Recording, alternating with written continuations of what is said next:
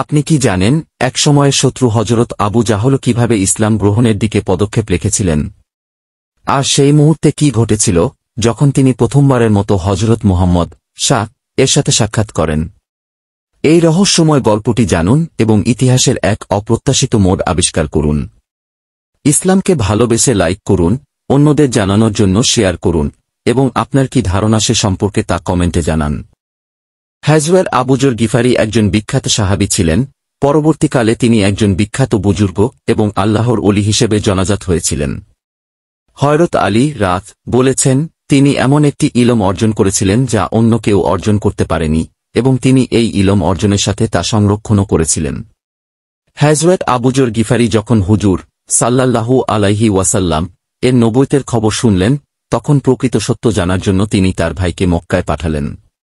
মক্কায় গিয়ে তার ভাই সবকিছু জানলেন এবং ফিরে এসে তাকে খবর দিলেন, আমি তোমার সাথে সম্পূর্ণভাবে খোলা মনে এবং সঠিক ব্যবহারের জন্য নিজেকে নিবেদিত করেছি এবং তোমার সাথে কিছু কথা শুনেছি যা কবিতা নয় এবং জ্যোতিষের উক্তিও নয়। আবু যর রহমান এই গোপন বর্ণনা শুনে নিজেই মক্কা শরীফের দিকে রওনা হলেন এবং ধীরে ধীরে হারাম শরীফে পৌঁছে গেলেন।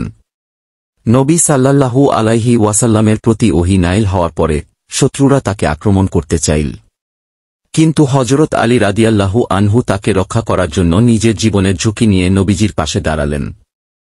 হতাশাগ্রস্ত পথিক এবং দূরবর্তী স্থান থেকে আগত লোকেরা অতিথি সেবার স্বাভাবিক আচরণে আপ্যায়িত হতো, সেই হযরত আলী মানুষদের প্রতি অতিথিপরায়ণতায় সদয় ব্যবহার করতেন। কিন্তু তিনি কেন মক্কা শরীফে এসেছেন এ বিষয়ে কিছুই প্রকাশ করলেন না। পরে তিনিও হারাম শরীফে উপস্থিত হলেন এবং একদিন এমন কথা বললেন যেন যদি কোনো যোদ্ধা এগিয়ে আসতে চায় তাহলে তিনি নবী সাল্লাল্লাহু আলাইহি ওয়াসাল্লামের রক্ষার জন্য নিজের প্রাণ উৎসর্গ করবেন, কিন্তু কাউকে তার কাছে পৌঁছাতে দেবেন না।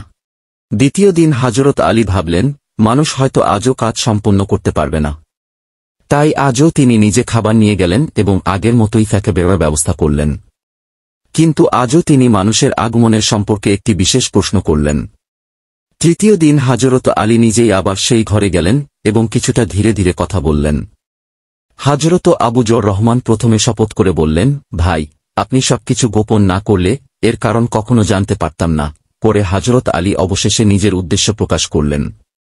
হযরত আলী বললেন, তীক্ষ্ণ নেহেন্দি আল্লাহর হামদ এবং পয়গম্বর হযরত সাল্লাল্লাহু আলাইহি ওয়াসাল্লাম ট্রাসে কোনো ঘটনা ভেবে কিছু লোক থেকে হচ্ছে, হাইক্ষত হলে আমার সঙ্গে জোর কারণেই তোমার ক্ষতি হওয়ার সম্ভাবনা থাকলে আমি জিজ্ঞেস করব।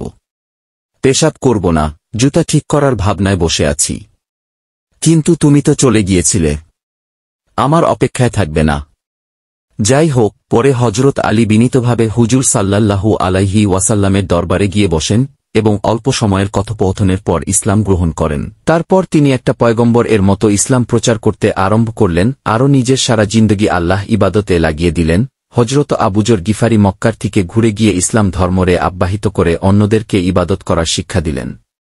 এইটাই হইল হযরত আবু যর ইসলাম গ্রহণের ইতিহাস। এই ইতিহাসটা ফাজাইলে আমল হাদিস এর পারা নম্বর ৩২৫ পৃষ্ঠাটি লেখা আসে।